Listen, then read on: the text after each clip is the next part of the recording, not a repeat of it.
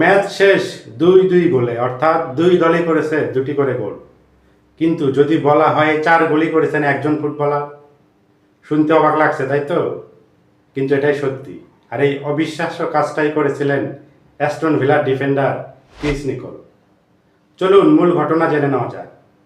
1976 সালের 20 মার্চ ইংল্যান্ডের প্রথম বিভাগের ম্যাচে লেস্টার সিটির মাঠে খেলতে গিয়েছিল অ্যাস্টন ভিলা। ম্যাচের 15 মিনিটে লেস্টারের ব্রায়ান অ্যান্ডারসনের ক্রস হেডে ক্লিয়ার করার চেষ্টায় নিজেদের জালি বল পাঠিয়ে দেন নিকোল। তার ওই আত্মঘাতী গোলে এগিয়ে যায় লেস্টার।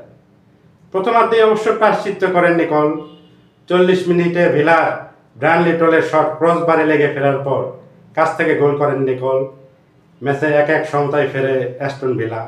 কিন্তু বিধিবাম 53 মিনিটে আরেকটি আত্মঘাতী গোল করে বসেন নিকোল, এবং এটাও ছিল হেডে, ডাইভিং হেডে। নিকোল অবশ্য পরে এক সময় বলেছিলেন তার ক্যারিয়ারের সেরা গোল এটি। সেদিন ভাগ্য হয়তো পাশেই ছিল নিকোলের।